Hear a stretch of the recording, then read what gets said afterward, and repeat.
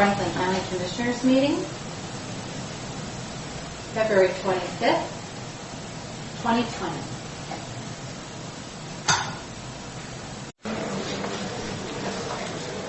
Board.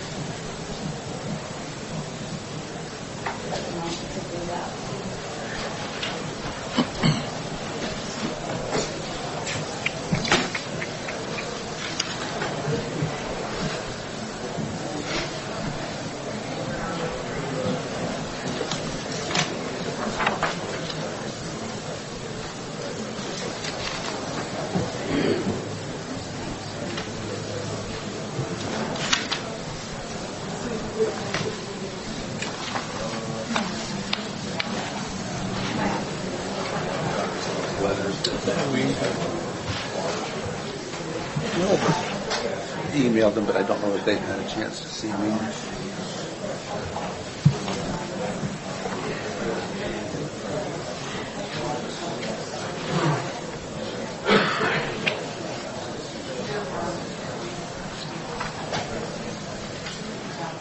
System we're using is relatively new, so we're still working some bugs out of it, so bear with us. One extra set. One back.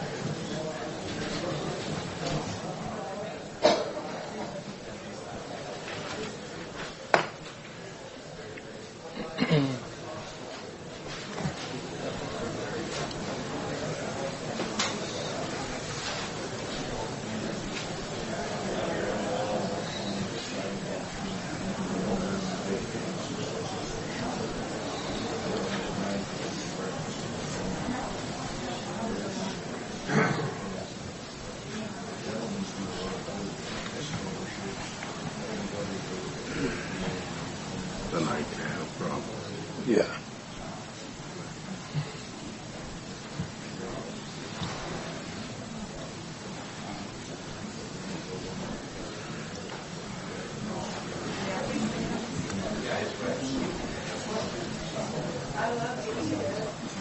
What's that?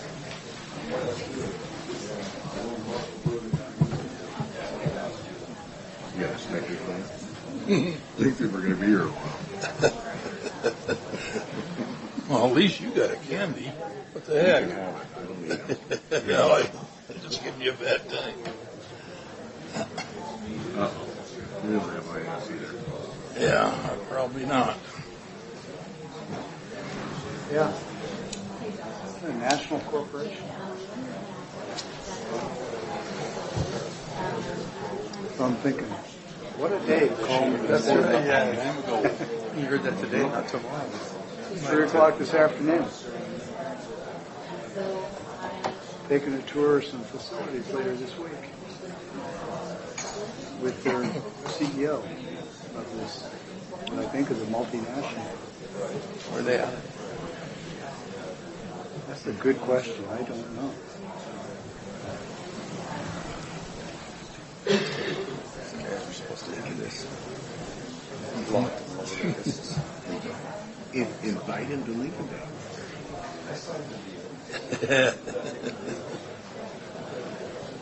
You want him there. Yeah. So it recording is working Correct. We are on on live, or on this part. All right, so it is 7 o'clock plus on one of our evening meetings of the, we're going to try to have them quarterly at least. We'll be having them I think we'll have another one in later March or something, because we're working with our Department of Energy Emergency Operations Center also. So with that, we have our full complement of commissioners this evening. Mr. Johnson, our administrator, Karen, our clerk, and we do have an audience. And if you would rise and join me with the pledge, please. I pledge allegiance to the flag of the United States of America and to the republic for which it stands, one nation, under God, indivisible, with liberty and justice for all. Thank you. With that, for many of you that are here quite often, our agenda has changed up a little bit tonight because of the what we thought we were going to have public hearing. But so with that, if Commissioner, we have some bills to pay, and we'll start off there. Mr. Chairman, we have two fiscal notes this evening. The first is fund expenditures. Move for approval of fund expenditures as presented. Total amount $540,325.61. Note that this has been reviewed by the county administrator and two representatives of the county auditor's office. I second. Okay. All in favor? Aye. Aye. And second and final, Mr. Chairman, this is a expenditure for salary clearing payroll and emergency management payroll. Move for approval as presented. Total amount $997,835.25. And note that this has also been reviewed by two representatives of the county auditor's office. I second. Okay. All in favor? Aye. Aye.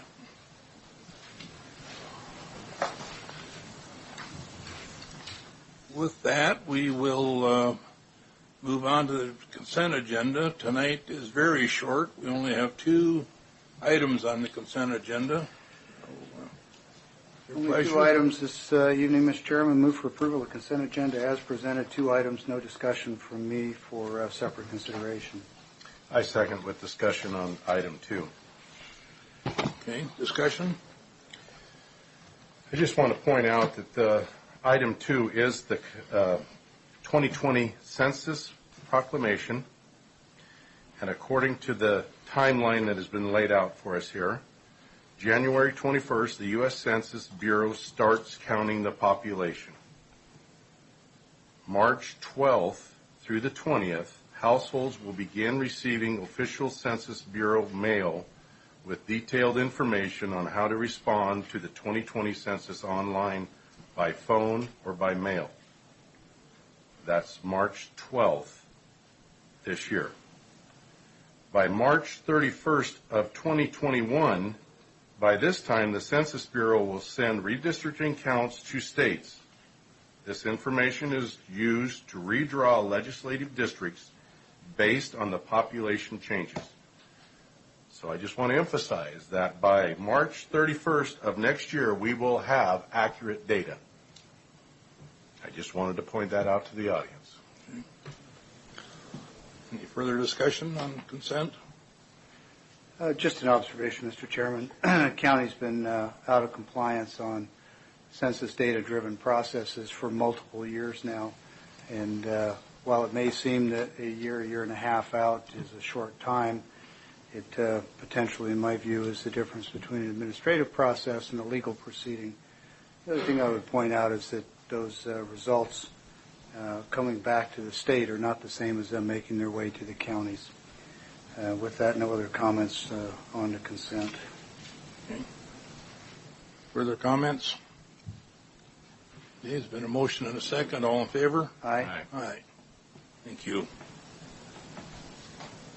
Then we'll work with Mr. Mahoney.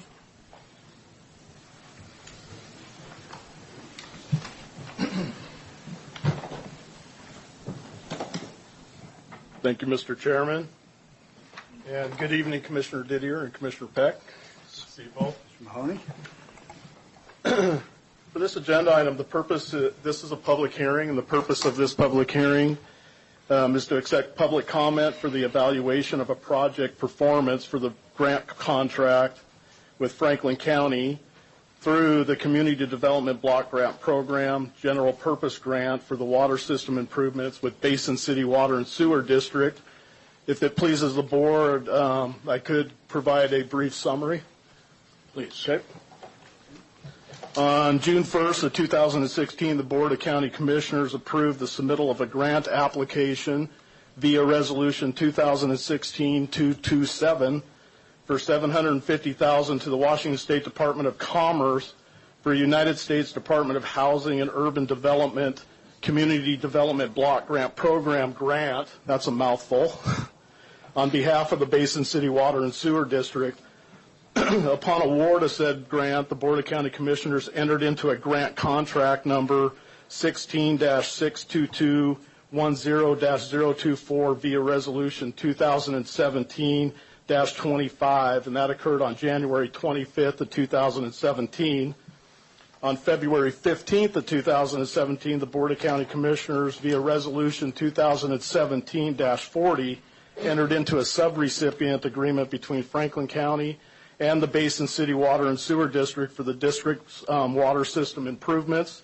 In accordance with this subrecipient agreement, Franklin County's responsibilities included, but were not limited to, the administration of the CVD contract, ensuring CDBG funds were used in accordance with all program requirements as enshrined in 24 CFR 570.501 paragraph B, and providing such assistance and guidance to the district as was required to accomplish the objectives and the conditions set forth in the agreement. The Basin City Water and Sewer District contracted with Sharp and Presler of Kennewick, Washington for the construction of the water system improvements. The work generally consisted of the upgrading and or replacing of existing water lines, including necessary interconnections and appurtenances. Closeout of the grant requires that a public hearing be conducted to evaluate project performance. The public hearing provides an opportunity for the public to give comments on the use of the funds and the project as a whole. The notice of this public hearing was advertised in the Franklin County Graphic on February 13th and 20th and was posted at the Basin City Farm and Home Hardware store. Further, the public notice was provided in both English and Spanish. It is my understanding, I don't know if they can hear me out there, that a representative from the Basin City Water and Sewer District is here to help answer any inquiries the board may have concerning project-specific items. And at this time, I'll defer back to the chair. I will be available to answer any questions or comments the board has. Okay. Now, at this time, we will open the public hearing. Open for comments from anybody that has to do with the Basin City Water Sewer. Any comments? Seeing none, commissioners? Just thank you to Mr. Mahoney and his staff. This is a project that's going on for a number of years, and we've been able to bring in millions of dollars from the state and federal government to put in a water system for Basin City that clearly is a benefit to the community, and we got to do it without the citizens of Franklin County having to directly pay for it. Their federal taxes still went to it, Yes. but better than paying it directly. So thank you for all your good work. So, Mr. Mahoney, it says here that $10,000 was designated for reimbursement to Franklin County for work completed. What work did we complete? Well, like I said, our job is to ensure compliance with all the federal and state requirements as it pertains to procurement, contracting, and to provide whatever guidance. So that initially is set up as the recipient, and then the rest of the money is sent down to the subrecipient. In this case, there is approximately $4,400 of remaining of that $10,000, and as part of the CDBG grant, a portion of that certainly can be used for the state auditor's function for the cost for them to come in and audit, so we can actually be reimbursed for the county's costs associated with that as well. any other remaining funds then can be distributed to the Basin City Water and Sewer District for any out-of-pocket expenses they have that went above and beyond. And with that, they have, with the water improvement contract itself, there's approximately $33,000 left there. That's money that's been withheld that we're required to withhold as retainage. And certainly, once we proceed with the project closeout, and that's what I'll look for from the board at the end of this public hearing, is just consensus from the board for us to move ahead with project closeout so that we can release these funds to the appropriate location, and I'm sure the Basin City Water and Sewer District would appreciate that. Yeah. So, Yeah. So with that, it is still, public hearing is still open. Seeing no takers, we'll close the public hearing and Mr. Chairman, recognizing that there's no comments in the public on this project, I'd seek board consensus for Mr. Mahoney and staff to move forward to close out the project in accordance with the applicable statutes. also, Likewise. great. Thank you. Thank you for your time. thank you. Thanks, Matt. No. So with that, we'll move on to our Washington State Auditor's Office. We have a couple.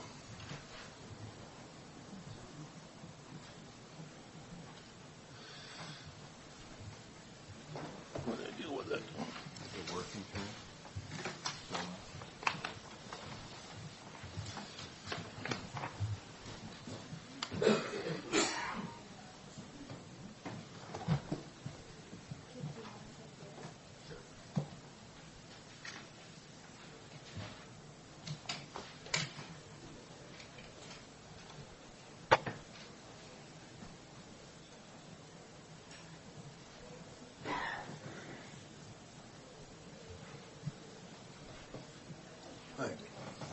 Good, thanks. How you doing? Thank you. I think you want that.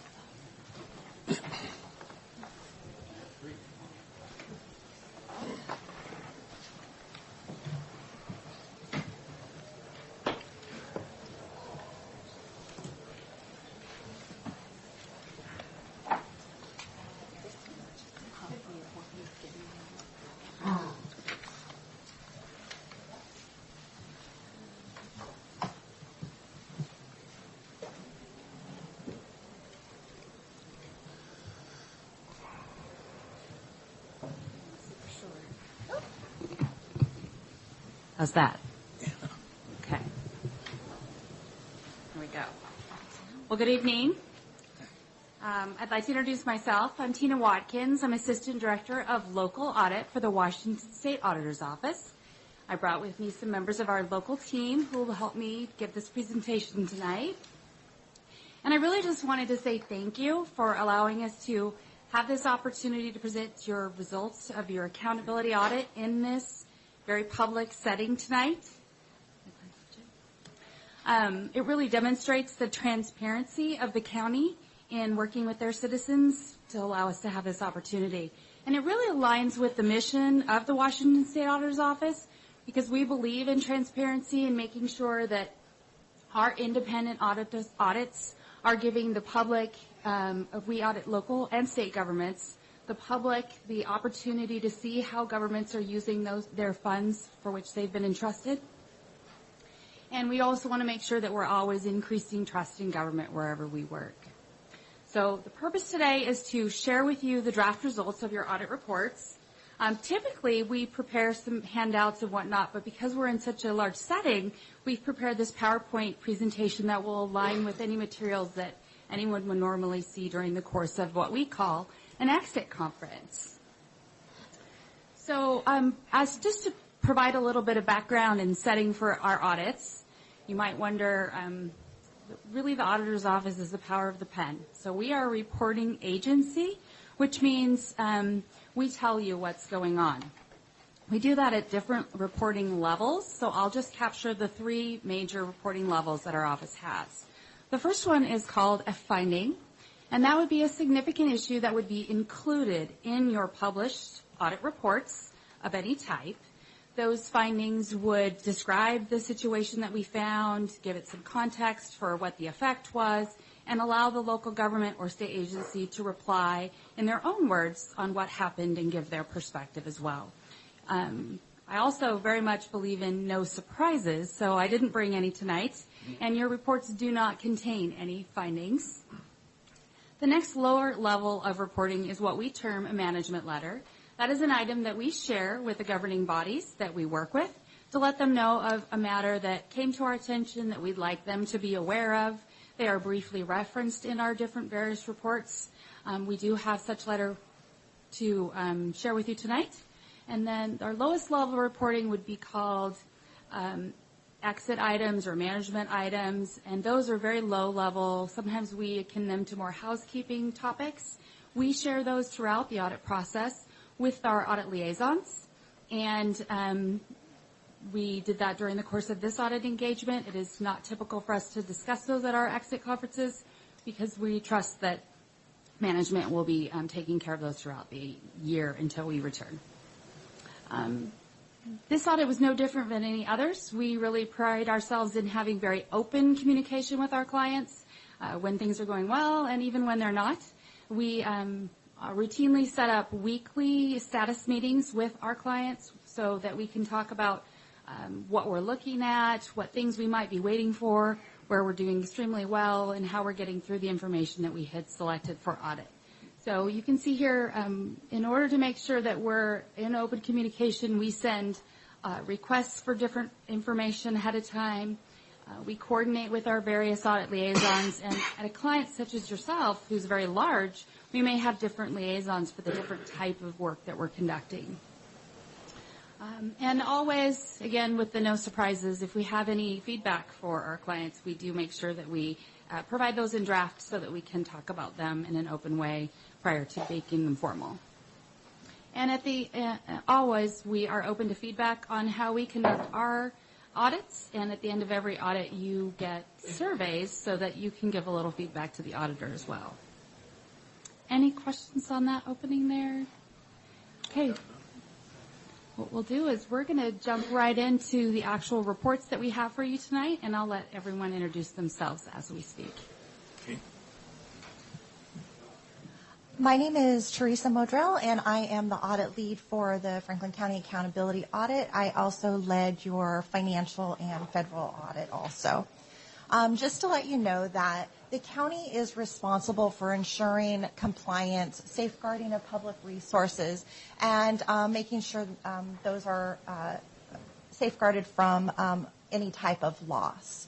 Our audit involves performing procedures to obtain that evidence that the county is using public resources correctly. They're in compliance with state laws and regulations and with your own policies and procedures. And, of course, your internal controls over those matters. So we do not examine every single transaction. We do what's called an analytical procedure. And that is we compile data that is given to us through what's called a data download dump from the county. We also take that information and we do risk assessments with commissioners, with department heads. We gather all of that information to see if we can determine through our trends and talking with you what types of items you're concerned about that might be high-risk items for us to take a look at. So that's how we determine the items that we're going to be auditing during the accountability. As Tina had mentioned, in most areas that we audited for the county operations, you complied with applicable requirements and provided safeguarding of public resources. You also complied with state laws and regulations and your own policies and procedures in most of the areas that we examined. So tonight we do have to share with you two management letters. We've combined them together. Those are under cost allocation and payroll disbursements. We will be going into a little bit more detail on those in the sections once we go through the slides, and we can review that a little bit further. But we do want to appreciate the county's commitment to resolving those matters. Also, as Tina had talked about, we do have exit items. Those have been provided to the different county departments, heads, and we expect that they would be sharing those with you. And if you have any questions regarding that, maybe after or tomorrow, you can get in touch with me and we can discuss those. So going into our areas that we reviewed, we did review electronic fund transfers. Those are, we actually wanted to look at the controls over those for vendor payments and payroll payments. At this time, I'm sure most of you are aware that we have had some issues with different entities having some problems with this, some theft with that. So we have decided as a statewide agency to go ahead and look at that with every entity to make sure that those controls are in place and they're working properly. We also took a look at the courts.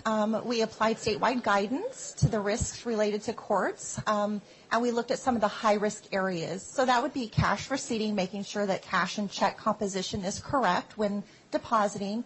Any type of adjustments that had been made, that those are supported. We also review any audit trail reports and the reconciliation process between the systems. We wanted to give an audit highlight to the clerk's office. They had prior recommendations, and this year when I reviewed everything, we had no issues in that section. They did a really good job of addressing those issues from the prior year, so we appreciate that. Another area that we looked at was payroll. Payroll is significant to the county. We looked at different increases in salary and or overtime, and we also looked at vacation, severance, or leave cash outs. This is an area that we do have in our management letter. We just had noted that there were some areas that had lacked adequate support or documentation, and therefore in the transactions that we looked at, there were a few of those items, and so therefore we decided that a management letter would be appropriate. And I know that with the county and their review process, that probably will not be an issue in the future. We also looked at the Veterans Relief Fund. These are restricted funds, so they do have to be ensured that the funds are used for allowable purposes and the support is adequate to those funds that were used. Another area that we looked at is something we call small and attractive assets. It is up to the county to maintain proper stewardship over those small and attractive assets. That means that the county should maintain asset listings and ensure those items are reported in the correct locations and that the asset tags do match the report listing that we receive. Another area, I know we have a few, is called interfund transactions, or also known as cost allocations. Cost allocations, we look at if they're allowable and if they're adequately supported. This is another area that was part of our management letter. Cost allocation is basically a methodology used to share or distribute costs between different funds or departments. That does need to be supported, and we do need to make sure that those costs are in a written, a formal policy. That way we know what types of transactions and how those should be supported. So that was part of that. We also reviewed travel throughout the company. We wanted to ensure that the travel policy was followed, that travel was allowable and supported. And then also we reviewed advanced travel. So if there was advanced travel and someone came back, there was leftover money that wasn't used, we wanted to make sure that those payments were returned properly and within the time period. We also looked at tax exemptions or property tax exemptions. We wanted to make sure that those that were reported as exemptions were actually eligible and they were adequately supported. Another area where it's general disbursements. This is where some of our analytical procedures come in place. In those data dumps that we get, we do receive all of your vendor payments, and we're able to see if one vendor from one year to the next has gone up or down, And those are areas that we may take a look at depending on the type of vendor that it is. But we do look at large payments. We look at new vendors. We also look at unusual vendors that maybe we're unfamiliar with, and also some unusual transaction activity. So when we looked at this, we found that all the payments were supported, authorized, and they were approved. So we didn't have any issues with that. Another area is building permits, another restricted fund. We wanted to look at the controls on how building permits were billed and tracked, and if the permits were billed correctly based on the approved rates that are approved by you, and also if the funds were received correctly and deposited in a timely manner. And before I move on, I did want to just give a big thank you, first of all, to Tom Westerman and Tim Anderson in the Finance Department. They really do help support us and help us through the audit. They make sure that we have the right people to contact, and so we do appreciate that. And specifically, we'd like to thank the Assessor's Office, the Clerk's Office, and the Planning Department. They provided the information that we requested timely, and it was really well organized, which helped our audit process move along quickly, and that we really do appreciate. So with that, I will let Jenny Waltman talk about just the ending part of our audit results. So I'm Jenny Waltman. I'm the audit manager for Team Tri-Cities, and I have a couple of concluding slides to go over with you. So to talk about your next audit cycle, that will be conducted this summer of 2020, and we'll cover a financial statement audit and also a federal audit, looking at your federal program for fiscal year 2019. And the estimated cost for the audit is about $67,000 plus travel expenses. And this is just an estimate. It's a budgeting tool to use for your budget process. So your report, that should be published in a week or two. On our website, our SAO website, you can go on there, and it's available and open to the public. And you can sign up to receive this audit report, and they will send you a notification that it's ready for your review. In addition to that, we also have other audit reports that we issue statewide. You're also welcome to look at those as well. And we will be sending out an audit survey to our audit clients, and we appreciate any feedback that you have. We're open to improving our process, and also we like to know the things that you do like that we're doing so we can keep doing those for you. And again, thank you so much for all your help. The county officials and staff have been great to work with, and we know you have your own job to do, and us coming in is also work on top of that. And so we really appreciate you working with us through this process and making it successful. Thank you. Do you have any questions that we can answer at this time, or? Good presentation. Any questions, commissioners? I do have one. Sure.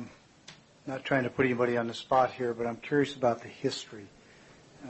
You're a state agency that comes in to provide a service to our county like you do for all the other counties. And when you leave, we get a bill, and this time it's about $35,000. I'm curious, one, is that a cost that historically the state has paid? And if not, what is the sort of the underlying premise for the counties paying that cost as opposed to the state paying it? The other state agencies generally that come in and interact with us, we don't pay those costs. And I recognize that ultimately the citizens will pay it one way or another, but I'm just curious if that's ever been a discussion point. I think I'll try that one. So I've been with the office about 25 years, and so for historical purposes, it has been that way since I have been there. That's not my final answer, but that is the history that I know. Our office is funded in a couple of different ways. Local government, as far as I'm aware, I'm not 100% sure, but I believe it's in RCW that the local governments will pay the cost of their audits. The state agencies, depending on the type of audit they get. Some do pay, but mostly it's the state appropriation. And then performance audits are a special selection or section of the state sales tax that was by the voters given to the state auditor's office. So I don't know if I have any more depth of knowledge on the topic. Other than that, I'm happy to check on it and get back to you. I don't know if that satisfies you in any way. I don't know that it's necessary to get back. I just, you started the presentation with an excellent point, which is we all should have open and transparent communication about what gets done and how it gets done, and I'm just adding and who pays for it. Yes. And the legislature is famous for coming up with great ideas and then having us pay for them. We call them unfunded mandates. But I recognize none of you signed off on any of those laws, and I'll take it up with the legislature. And thanks for the great work. You've always been great. So, Thank you. Any further questions before we go? Commissioner, I just may interject on that subject just briefly, if I may. Please. Prior life, spent some time as an auditor. In the corporate world and in the governmental world, entities are routinely audited on an annual basis, and like going to the dentist, you don't like paying for it, but it's a necessary function. I would just express on behalf of county management our appreciation to the auditor's office and our ability to work with them collegially and get some of these issues resolved. I'm well aware that $35,000 or whatever the audit cost is expensive. I'm quite certain it would cost that much more if we hired an independent CPA firm or consultant to perform that same level of work. So we do get value as a county, as taxpayers, being assured that we're spending the money in accordance with state law and with local regulation. And so that assurance helps us in the bond market if we were to borrow money. It keeps our bond costs down. It helps us with credibility when we apply for grants, a number of other things that money, expensive as it may be, is, I think, well justified in the professional environment that we're in. Well, just to be clear, I wasn't suggesting that it wasn't a good investment or we shouldn't do audits, right. Just that the legislature should fund it for you. And I know that you come here with the mindset that you need to do a complete and thorough job, but I also know from history that you don't add things just on the fly. You're pretty careful about not adding additional work because of the cost to the counties. And there's potential for that to run counter to the notion of thorough reviews if you're trying to hold costs back in our behalf, whereas if it were funded through the state, you might have more free reign. Just a thought. I do have one question. Is there a threshold for fraud? Is there Amount? a threshold for There is not. fraud? There is not. No. Okay, thank you. Okay. Thank you very Well, much. thank you for your time. We very much appreciate it. All right. Thank you.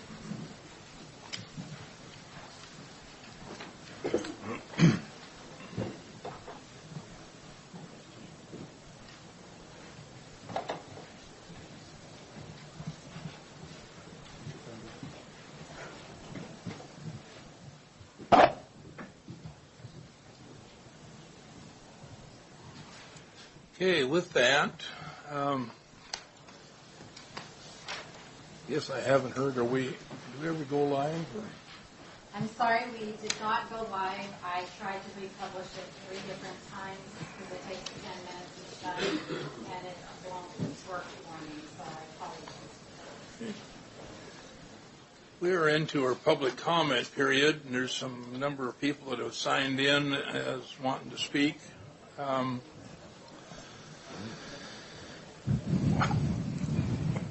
And with that, we'd like to keep it to a 3-minute, and please just not be repetitious, be conscious of the speakers in front of you. So with that, the first one we have is, I believe, is an Ashley Gerhard.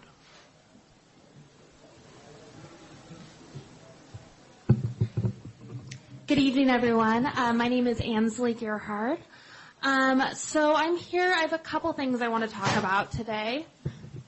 So the first one is I was really disappointed to see that 2 of you voted against the feasibility study for the rehab center. This is a service that is really, really essential to our community. And when we have folks like Sheriff Raymond who are on the front lines asking for help, I think it's our duty to step forward and help. And I want to commend Commissioner Didier for voting yes on that. The second thing I want to talk about is, so this morning suddenly the public hearing was canceled. And as we're discussing transparency today, which is a really important topic, I think we would all like to know why it was suddenly canceled, and if you guys could give us some information on that. Thank you. We can do that at this moment. I was going to hold off until we got to that point, but Keith Johnson can bring us up to speed there, please. Thank you, Mr. Chairman. Yes, I recognize the timing of this change is an awkward change. This is not the first public hearing that we had scheduled on redistricting, and frankly, the level of interest in the prior public hearings has been rather limited. Having said that, we received a letter late yesterday that presented some unique challenges to our process for making sure that the public was adequately informed and engaged in the process for redistricting. That letter came to us from a group called CLC. It's a public document. I know at least most of the media should have received that today, and I'm sure it'll be published, reported on. Or you're welcome to contact my office. We're happy to provide that.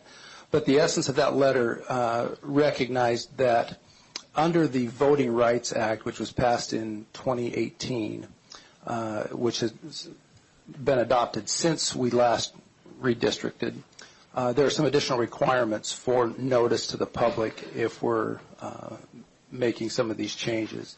That specifically requires us to provide notice in both English and Spanish. We had not done that. We had only provided the notice in English.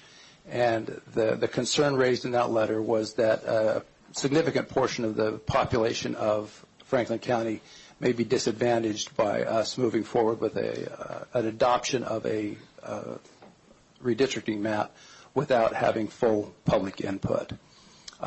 So the decision was made late last night that we would withhold the formal public hearing. And let me be clear that there is plenty of opportunity for the public to engage in the process. As Commissioner Cook just mentioned, we're starting a public comment period now where people can speak to this subject or any other issue that might have a concern about. But if and when the Commission decides that they do want to look at a redistricting map, there will be an opportunity for a formal public hearing, which has certain requirements in the statute that we follow. So we're attempting to do that to make sure that we're meeting the legal requirements. But really, it is in an effort to be transparent and open and to allow different interest groups to have an input. I have met with representatives of the local Democrat Party. I've met with people from the Latino community. I've met with commissioners. I've met with other members of the public to examine some of the proposed maps. And I will say with certainty nothing has been decided. It's just been discussion at this point. And we invite the public to provide comments and participate in this process. It's ultimately your votes that matter and your representation that matters, and we fully understand and recognize the gravity and the responsibility that comes with that. So I hope that kind of provides a background. We've had representatives from Sean Sant, the prosecuting attorney's office, who represents the county on legal matters, in contact with some expertise in voting rights issues that have provided us some additional content and information. That helps guide the process to make sure that we are not only compliant with the law, but that, as I said, we're trying to recognize the importance of people having an input to the process. So while tonight's public hearing was a cancellation, it was a technical cancellation of that term public hearing because it requires the commissioners to open the public hearing, take comments specifically to that issue, and then close the public hearing and then consider taking action or a vote. They're not doing a vote tonight. There's no final decision on maps for redistricting at this point. If and when the board decides to take that up as an issue, you will have plenty of opportunity to participate. Thank you, Keith. I think there's one other comment I'd like to make during your public comment period, that this is a public comment. It's not a workshop. So keep it as a comment, please. Our next, Kent McMullen is the next sign in. I would concede my comments at this time. Thank you. Okay. Looks like Matt Morrell, isn't it? Matthew Murrow. Yeah.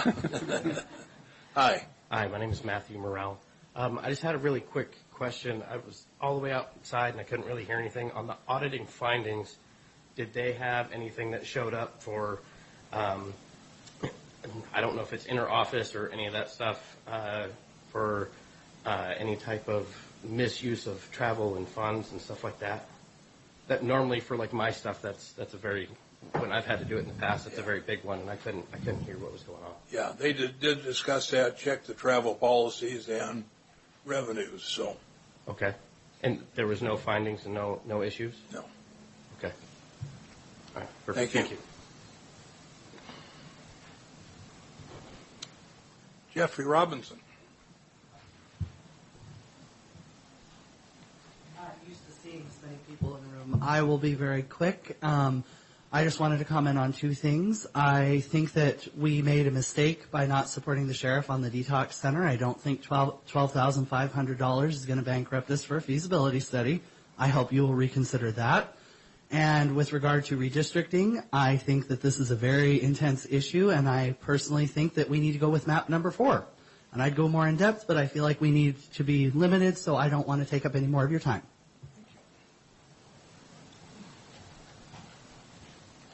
Gabriel Portugal.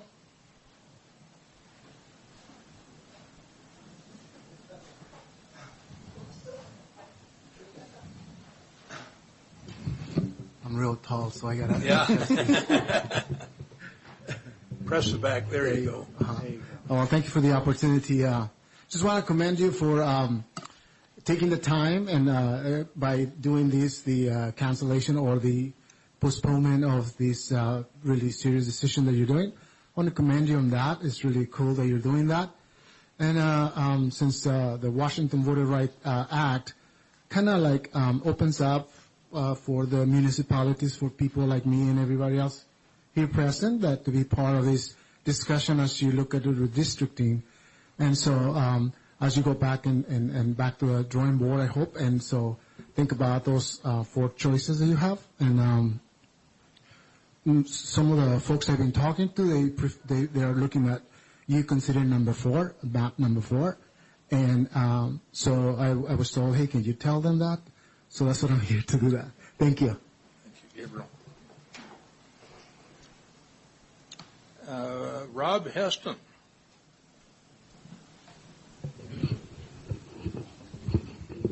Good evening, Commissioners. I am a resident of Benton County. However, bi-county programs and bi-county agreements affect residents of both counties.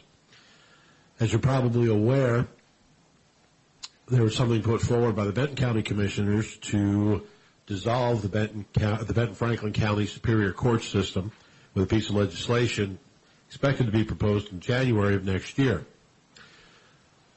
My question, or actually my comment is, it seems to be a interesting proposal. The timeliness of it is interesting. It also sounds like it will be an expensive proposition. I was wondering if any of you gentlemen would be supporting that proposal. Thank you. LaWanda Hatch. Thank you. My name is LaWanda Hatch. I'm a resident of Franklin County, and I'm precinct officer for Precinct 100, the best precinct. But I am, my comment is, as you know, there is an RCW that it does address how commissioners, when commissioners can and should redistrict. And one of the things that it talks about is, yes, you can redistrict at any time that you feel the need. And it says except where necessary to comply with a court order issued pursuant to RCW 29A, and it goes on, and I won't bore you with the numbers. But I was just wondering, was there a court order ever? Because Commissioner Peck has stated that we were out of compliance. How do we know we were out of compliance? This is public comment only. Oh, so you can't answer my question? Oh, okay. I didn't realize You can do it one-on-one if you give me a call tomorrow or that. something. Okay, all right.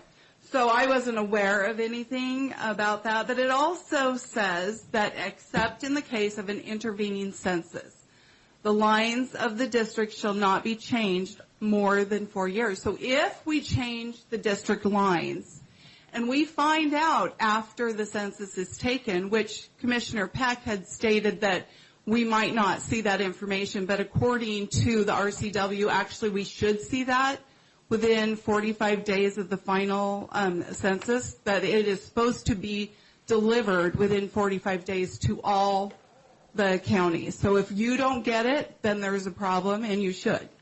But we don't know. With West Pasco, it has grown exponentially, and not everybody's a registered voter. Now, I did get an email from our prosecuting attorney saying that Keith was doing a great job at getting the data. I'm not sure how you're doing that because no one knocked on my door. But I will say this, is that that I care a lot about the Hispanic people. I was a Relief Society president with our church when I was 24, when I was first married. And I have a lot of love for the people that are both citizen and non-citizen, and they deserve to be represented.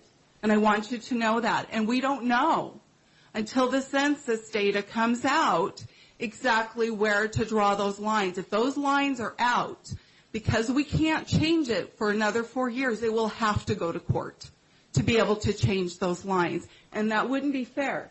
That would not be fair to anybody in this county. And so I respectfully ask that you consider, one, that you wait till the census, but also when I was looking at your board of advisory boards, there's no advisory board for the redistricting, and I'm not sure why that is, because our state legislator doesn't change electoral lines without an advisory board. And I don't know why we aren't, because it makes it so that there's distrust on all sides. That's why so many people are here. And I don't like to see that for my county. I love Franklin County. I love all the people of Franklin County. And we all deserve the respect to be able to have an advisory board first to decide. Thank you.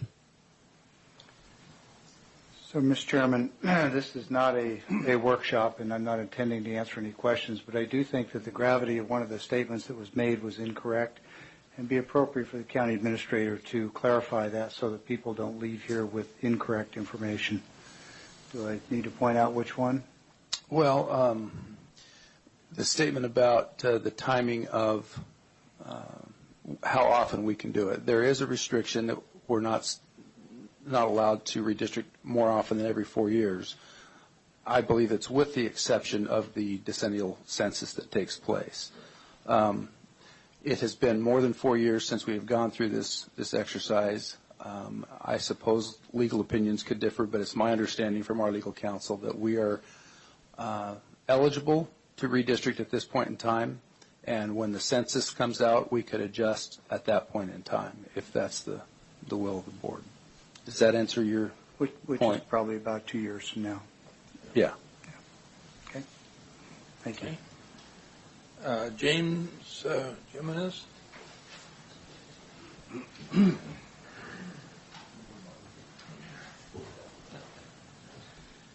Good evening, Commissioners. I'm going to keep it very short. I am not a farmer, but I live on the farm. I'm in North Pasco, Block 16, out in the blocks. And if this redistricting happens soon or down the road, that the line should be that it's fair representation for all of our residents, and not just the ones within city limits. Thank you.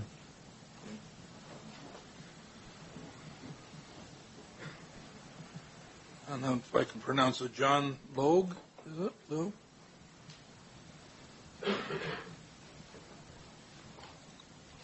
I have got a couple things to talk about. This might make my voice sound weird. First off, I want to comment on the topic that was brought up recently by Sheriff Raymond, the topic of doing a feasibility study, turning the former Kennewick General Hospital into a detox rehab and mental health center. While I understand that Franklin County suffers from budget deficits on recent years, the need for facilities such as this for the suffering alcoholic and addict and mental health, it can't be ignored, and it won't go away until we have a facility like this. It'll only get worse. As an alcoholic and an addict, I understand the need that a substance-dependent individual has for a facility such as this. And I agree with Commissioner Peck's statement that $12,500 is just budget dust, especially if it can lead to a way out for the uncounted individuals who would otherwise end up in one of three places: jails, the hospital, or the morgue. All three are also a burden on this county's resources. Baker County, Oregon, a county of roughly 12,000 residents, has 3 treatment facilities in its county seat.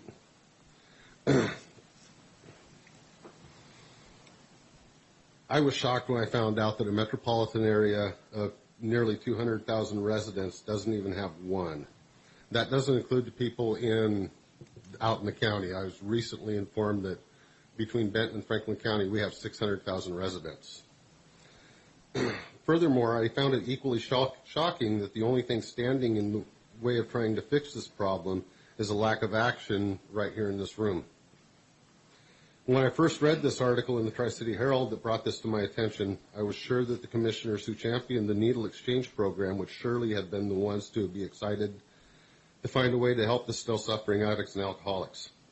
And as I read this article, I was bracing myself that I may have to go toe-to-toe with my good friend, until I read that he made a motion to support the sheriff's idea, and it went without a second.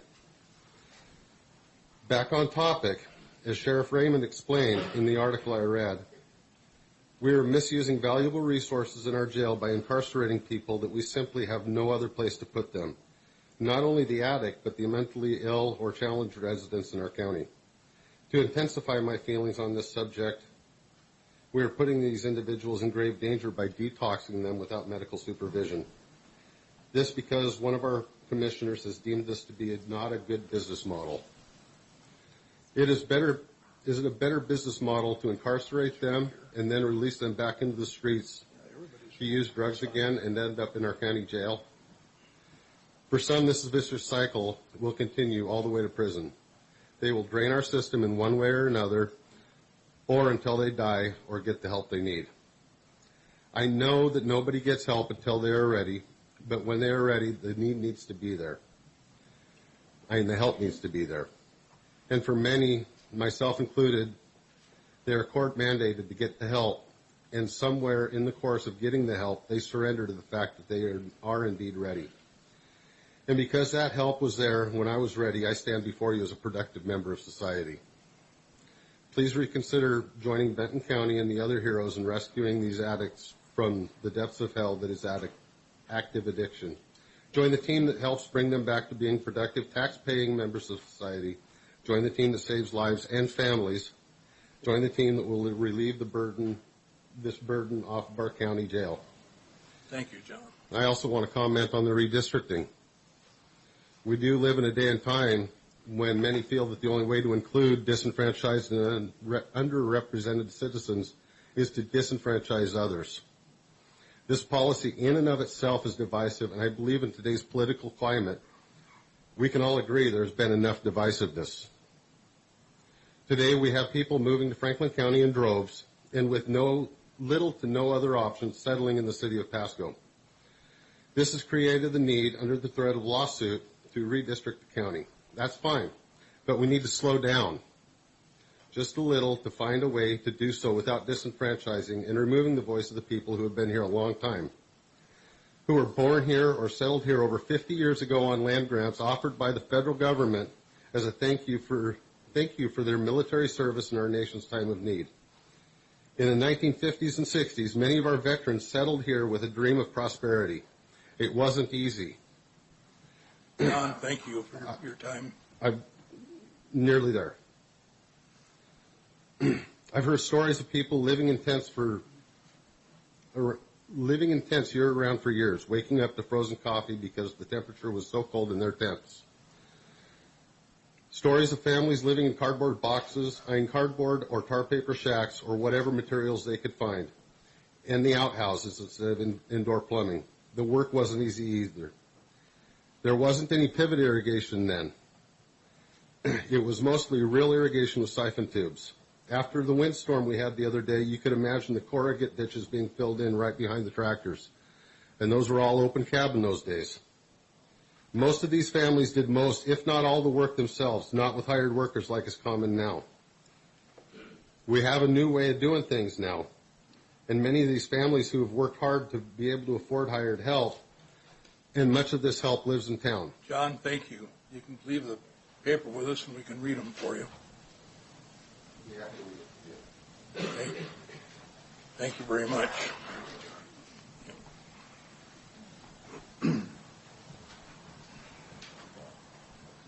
Fred Curry, if I'm reading it right. Yes.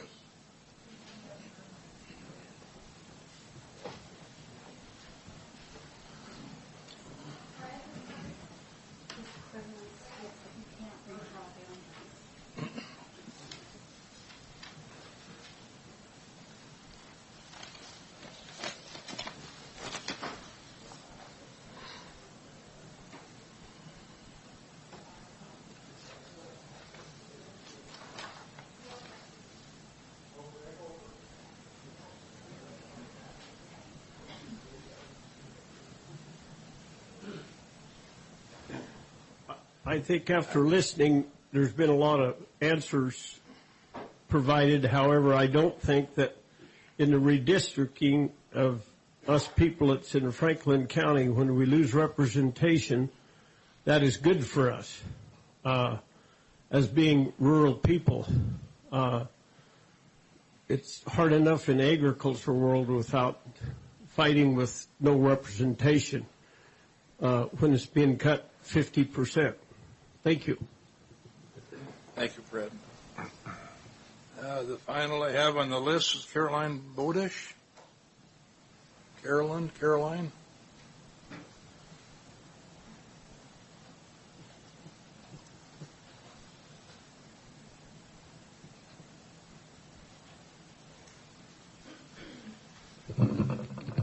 Okay, so I'm Caroline Bowdish. I'm sorry. On the redistricting, I wanted to put in a plug for MAP 4 so that the lifestyle of people in one area and the next area are more similar, and instead of mixing them up and having everything split so that there's no one cohesive group in one district and where there's nothing clear about how the people's needs are divided up. Okay, so just MAP 4.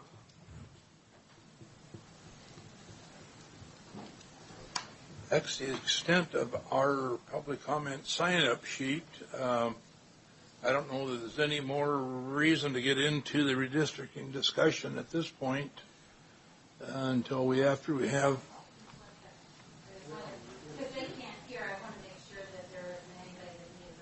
We haven't opened that yet, so.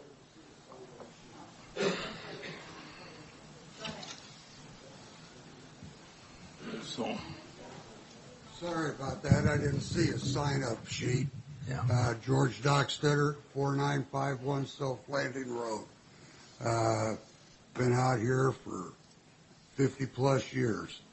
And I want to thank you, first off, for holding a night meeting, because most everybody out there has got a day job.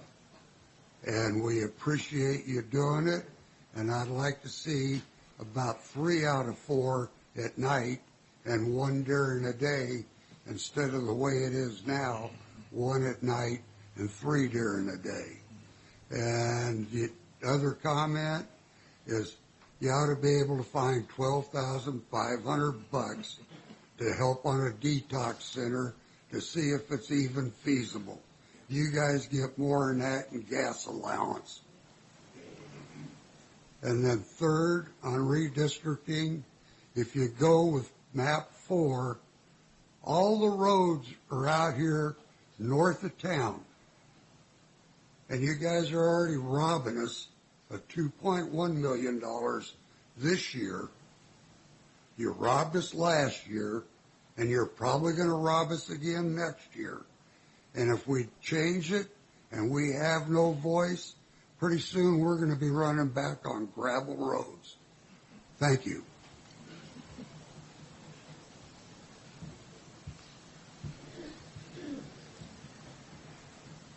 Well, we'll continue to open up for open comments. Good evening, Commissioners. I'm Stephen Bauman. A couple of topics that you've heard tonight, and one that you haven't, but you've heard from me before, is the communication between the county and the city of Pasco continues to be a bit of a challenge, I suppose. So last night at the workshop meeting, I wanted to share with you something that went on. The city of Pasco is considering putting in a sewer lift station that several different options that they were considering, but that would sewer there's basically kind of the east basin and the west basin. In general terms, the east basin would be Road 68 towards the east, and the west basin would be Road 68 to the west approximately. And didn't know if they had talked to you guys, if you guys knew about that. It seems to be that developers sometime are the last ones to learn about this. I learned about it last night. So that's one thing I wondered if you if you knew about, and if you didn't, I would encourage you to get involved with that. And would also, if it have an opportunity, I'd love to meet with you about the challenge we have with that subdivision that we're working on. Second topic, would encourage you to reconsider feasibility study with the KGH facility. Being in construction, I've had several different gentlemen that have worked for me that have had need of a facility such as they're considering there, and I didn't know where to go to. A friend that's a deputy called him, and I said, "What do I do? Who do I send him to?" And he said, I don't have an answer for you." And that hurt. With like somebody said, we have roughly 600,000 people in this local area. We need to have a facility such as this, and I don't know. My understanding of what a feasibility study is we have experts look into it and see if it's a good idea. And it costs money to do that. I would encourage you to look into that. I don't know a lot about it, but I do know that we need to help our neighbors in need. Third thing, I agree with Mr. Dockstetter. We need more night meetings. We have day jobs, most all of us, and this, I think tonight's a good testament to the opportunity for people to come before you as the leaders of our county and address you, and more night meetings I think would be very helpful. Thank you very much. Thank you. Okay.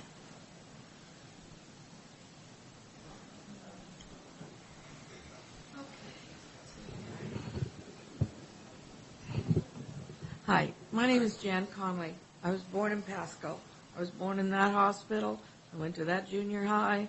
I graduated from that high school, and I went to that little restaurant over there when it was called the Tailor Made and had the best hamburgers in town.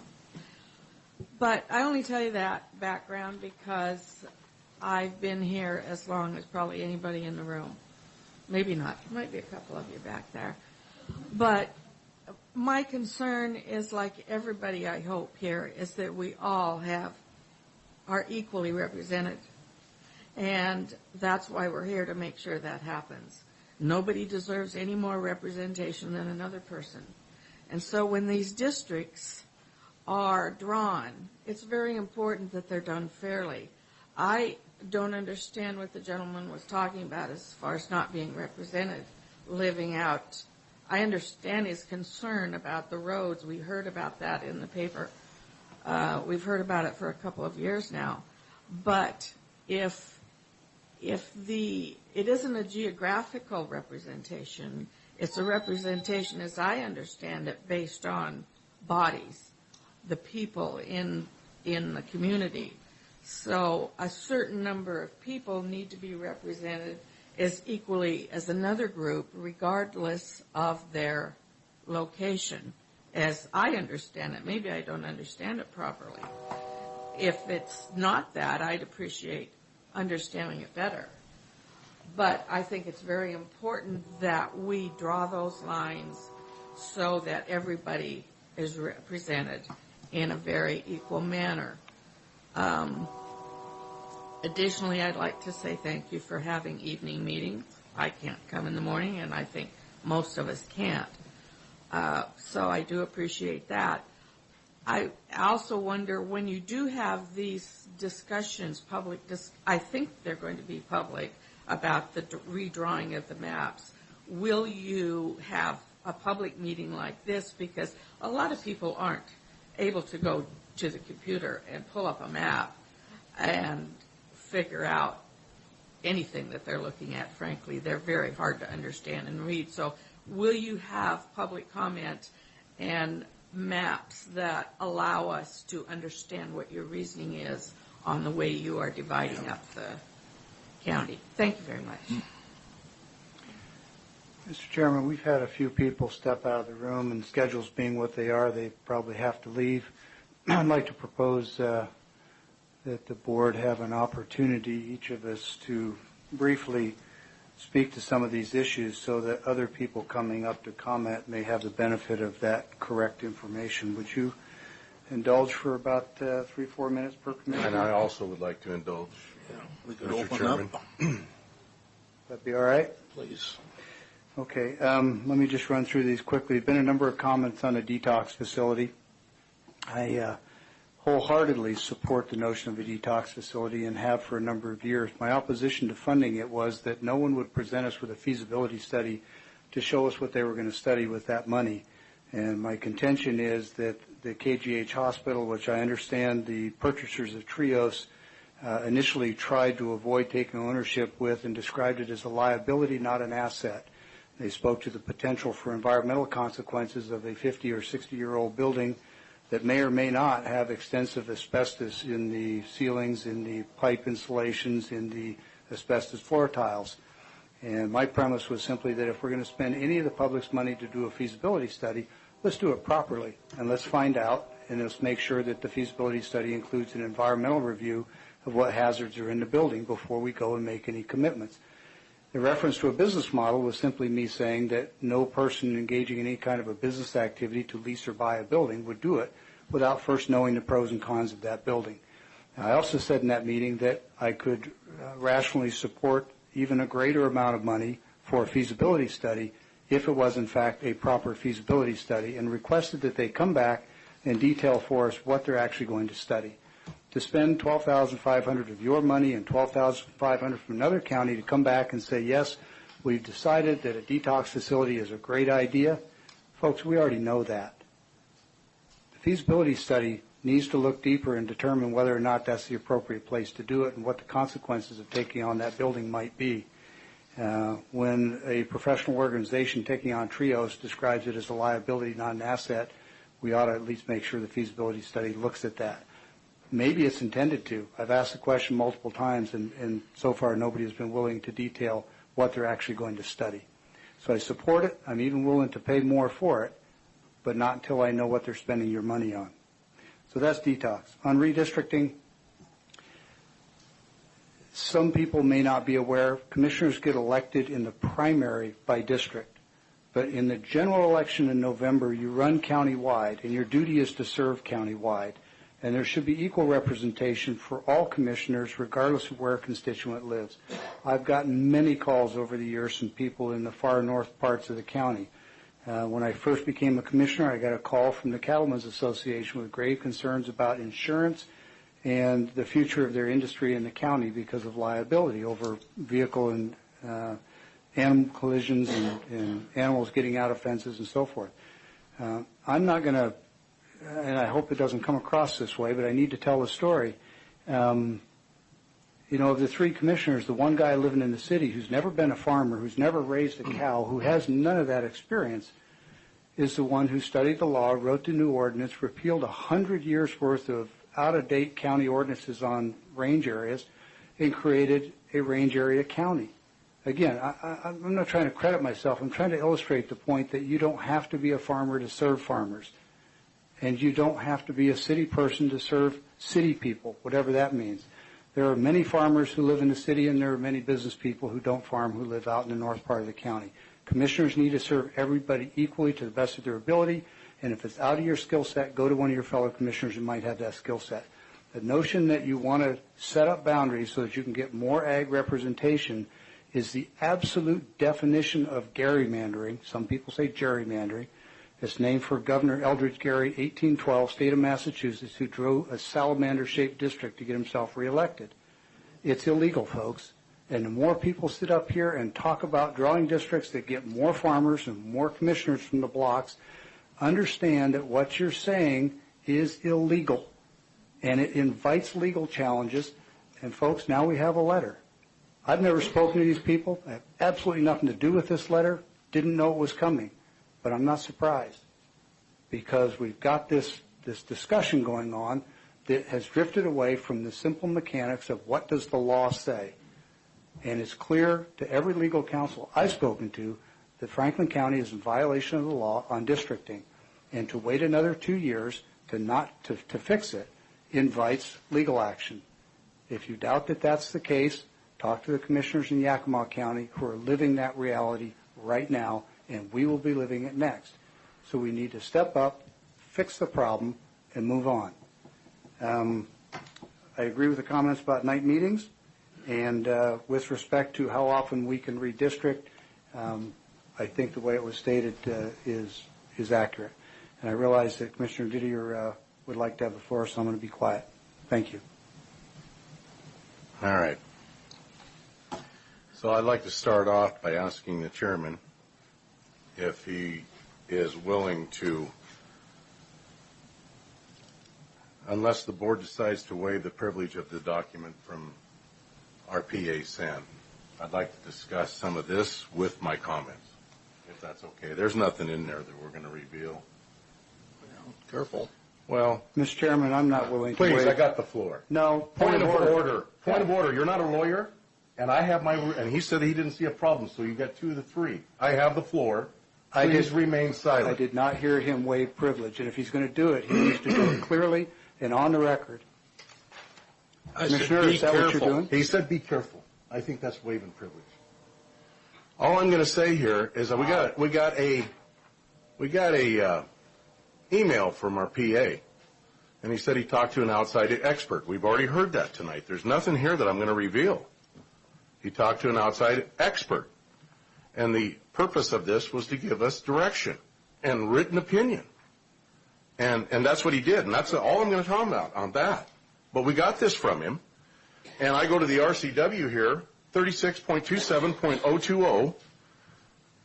The prosecuting attorney shall be legal advisor to the legislative authority, that's the 3 commissioners here, given that it is his or her written opinion when required by the legislature authority. Now, I don't think we gave him that authority on a vote, or the chairperson thereof.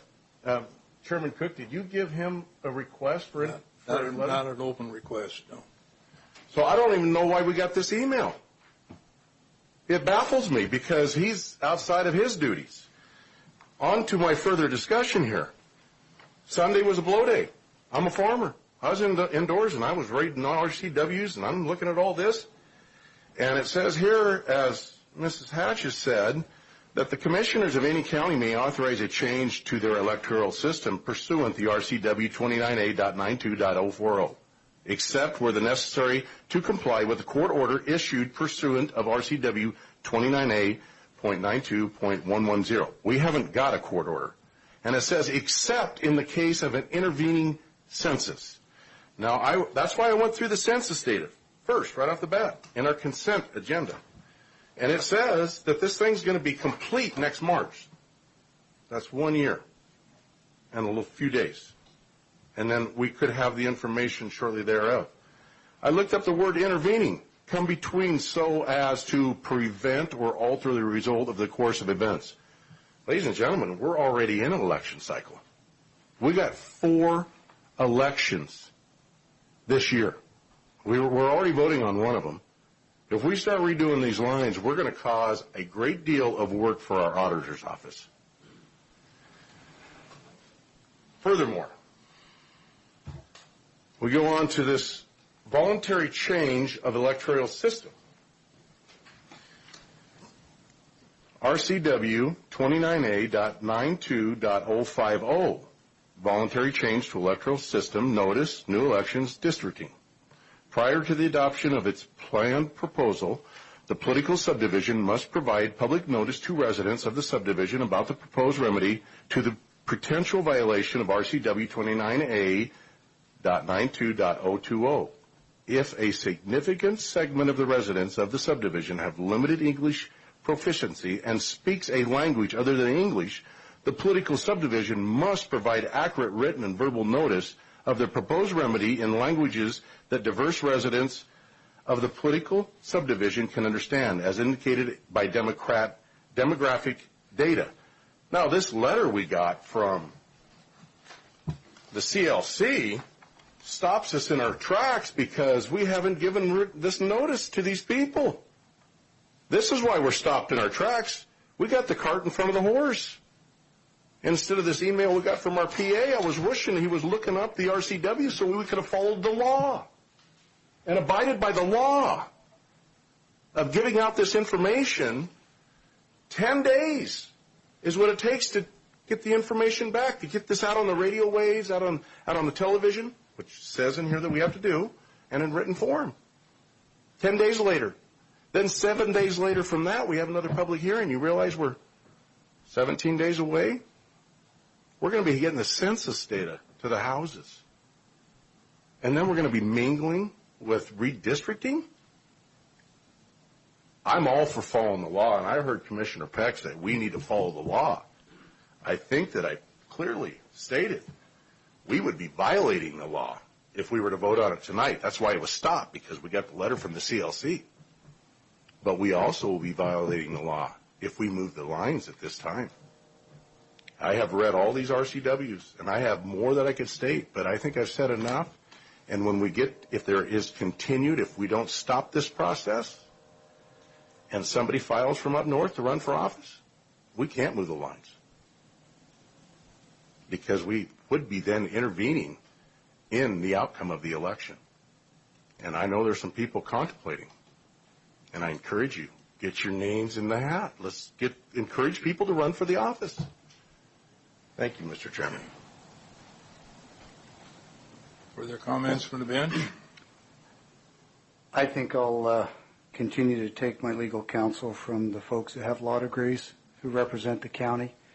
I don't agree with the legal analysis by my fellow commissioner, and if anyone has questions about the matter and the specific legalities, I would refer you to the prosecuting attorney's office, where they're more than capable of rendering sound legal opinions and judgments.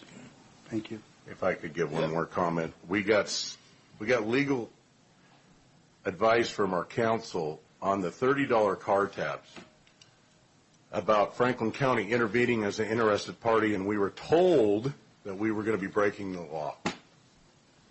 Now, I took it upon myself to take it to court, and guess who was sitting beside me over in Seattle, Washington? Pierce County intervened as an interested party, and there was no repercussions.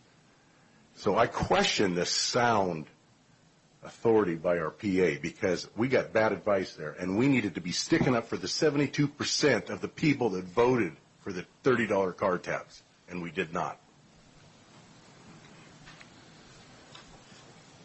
This public comment is still open. Does somebody have a comment? I'd like to add a comment if I could. I expected that.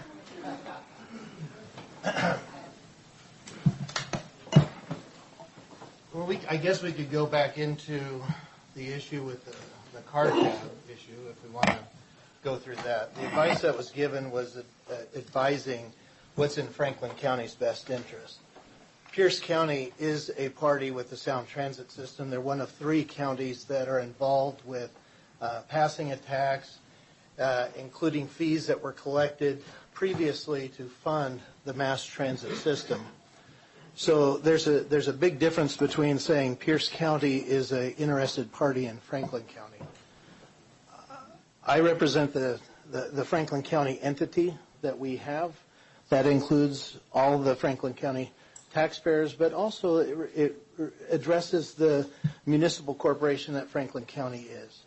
And it's important that when you're getting advice from us, we try to engage in risk aversion, not jumping into litigation as a plaintiff for matters in which the county of Franklin is not a party.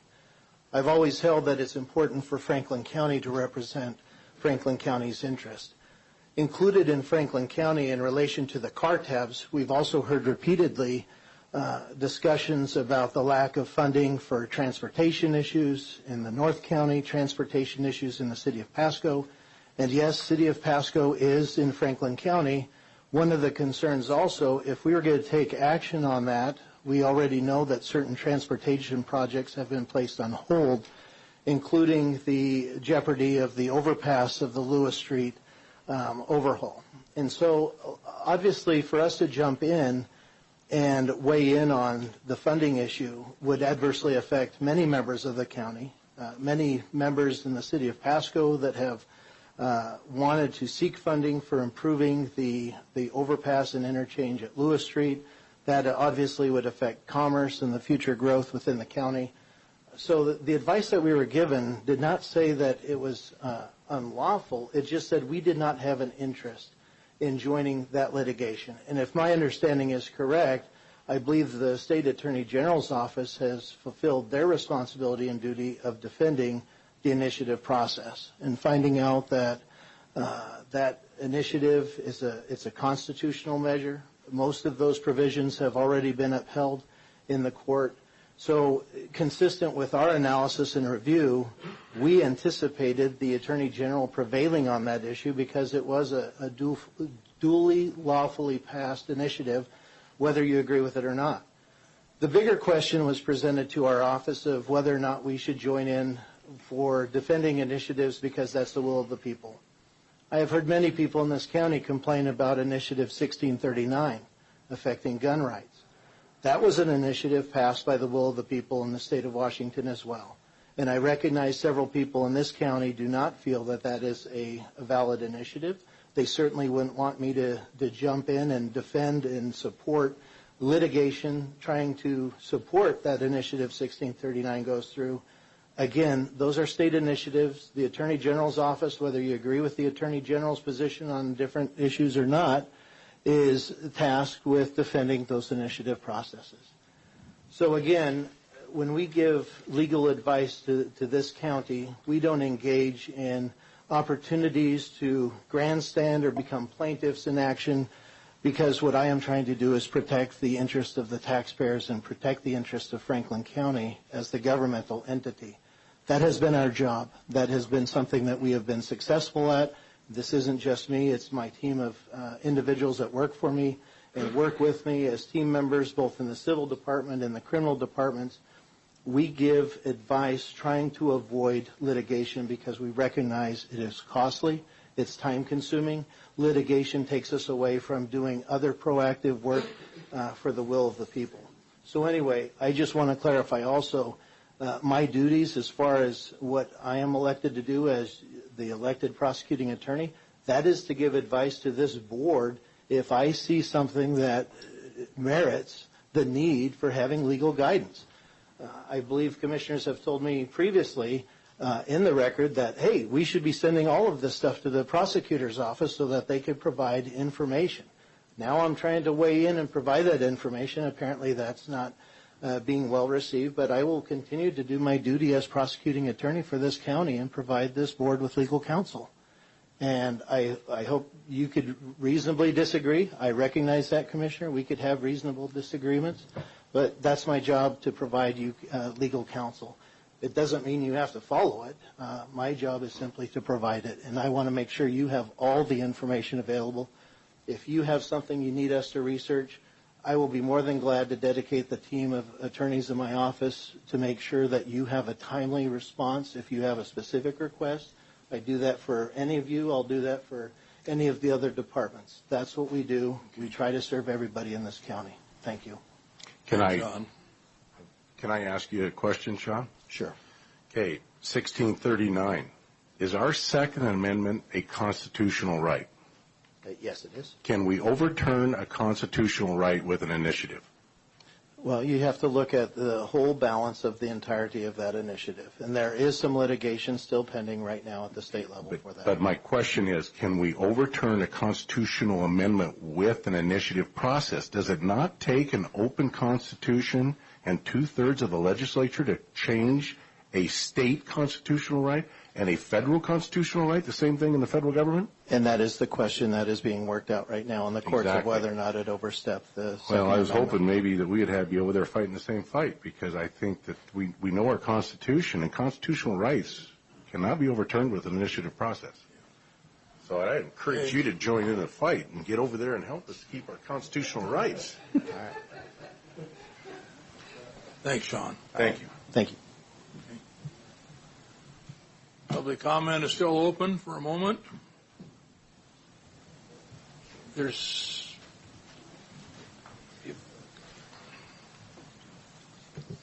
want to follow up on what I said earlier to commend you, but then also to elaborate a little more.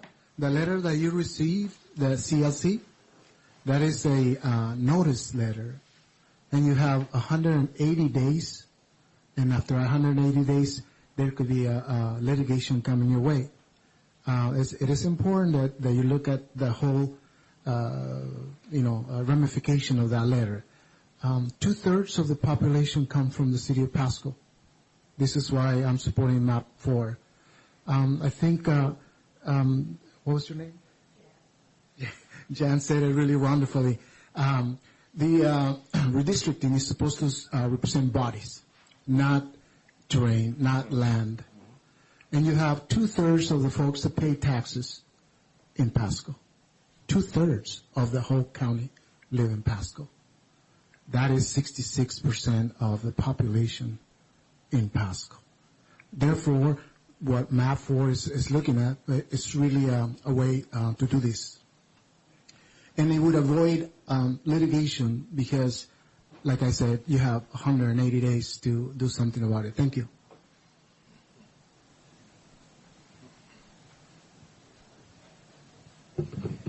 I just want to point out, as Commissioner Didier did, that the reason why we did not join in as an interested party was because it was deemed unlawful, not because I was in the room and I was a part of the discussion.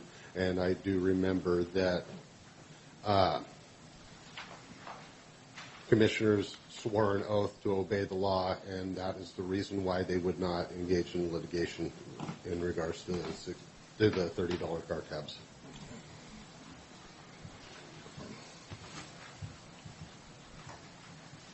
As you know, when we have a contentious meeting, I try to point out something positive because I think we all work really hard.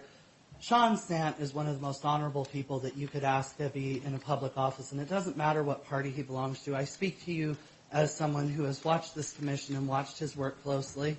He is a good man, and I would hope that in the future when we have disagreements with Sean, we would remember that, and we would remember that the office he holds is a sacrifice. He has done things and sacrificed for this community in ways none of us are ever truly going to know. That's what a prosecutor does. Let us remember that the next time we want to talk about his job performance. Let us try for some humility. Just a couple of disagreements, Jeffrey. It's not it's a comment period, not a discussion period. Yes, sir. I just want to point out that I reread the RCW, and we cannot draw the line around a house. Once it's drawn, it's set for 4 years unless it does go to litigation. And that's the only way it can be forced. That really is what the RCW... Now, I speak English. I do have a cousin who's attorney that won at the Supreme Court of the United States, but, he's a rabid liberal, so I won't take his mantle. But I will say this, that I do know how to read. and the RCW is written clearly. And we don't know where the 2/3 votes. There's Connell, too. Pasco is a city, but so is Connell. We don't know how many people live until the census is done, and only until that's done. And I think what the gentleman was speaking to on farmers is that, yes, right now there's 2 commissioners that are voted in the primary by farmers. There are 3 commissioners that are voted on by city folk. All 3 of our commissioners have city in their districts. And so that is what the farmers are saying with map 4. From what I understand, farmers only get 1 commissioner then that represents them. And I will point out, in November, I was kind of mocked by Commissioner Peck when I was trying to explain to him the perspective of the farmer. So he may represent some legal, I don't even know, for the cattleman's insurance, but he doesn't represent me very well. I can say that.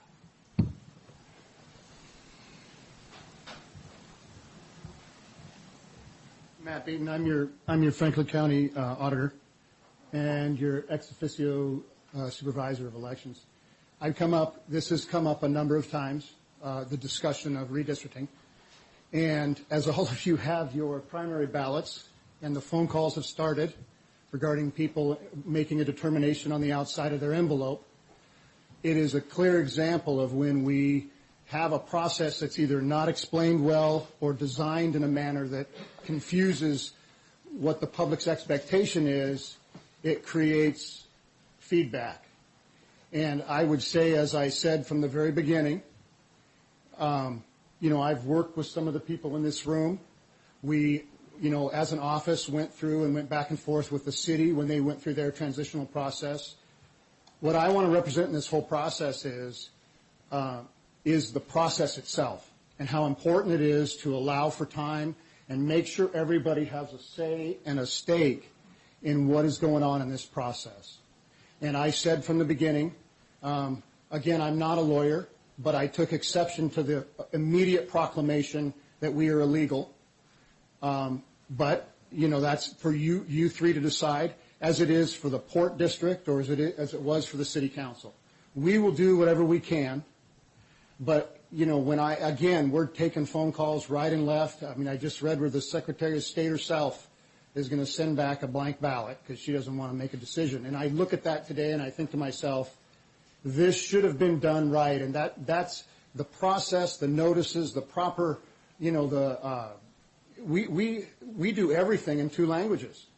And the fact that if we're going to include all of the different subdivisions that may have interest in this, we have an obligation to do it. And so that's what I would, and then we are compelled to respond to because we don't know. We're 9 years into the ACS. I told you guys it's a, adjustment on an adjustment. And it was originally, we talked about, we were at 30, 30, and 36, and there was, the statute says as nearly as possible. We had all these discussions, and we're right here, right now, and we unfortunately have a audiovisual problem that we lost people outside. But there's a lot of interest in this, and this came up in a very short period of time. So what I would ask again is make sure, that we leave enough time. We're at the 11th hour on this, and yet, there's going to be interest in it. There's absolutely, politics in America are charged, and we need to respond. But what's most important, I think, for Franklin County and what I hope for is that we design a process that has everybody that could potentially want to be included or impacted, that they can be included. So thank you, Bob. Mr. Chairman, I'd like to speak to that just briefly since Mr. Beaton is a staff member and not necessarily commenting as a member of the public. It does take time. I brought this up over 2 years ago. We had maps before us 2 years ago. I see Mr. Miller's here. He had the occasion of a meeting with one of my fellow commissioners and some other people out in North County while we were in the midst of a redistricting discussion then. Here we are 2 years later, still kicking this can down the road. Mr. Beaton, I didn't make the judgment that we were out of compliance with the law. Our legal staff did. And they've reiterated that multiple times. All I've said is we have a duty to try and comply with the law, and that we'd be wise to do it before someone does it for us. That was 2 years ago. And now we have a letter before us with someone who wants to do it for us. Okay. Thank you. I have one more small request. This was a small room, and this is a big discussion that were before.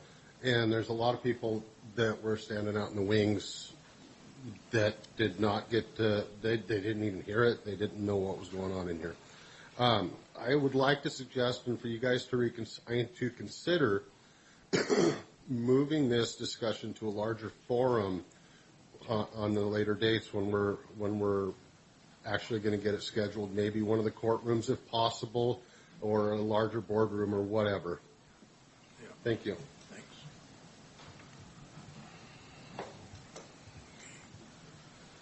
Commissioners, anything further?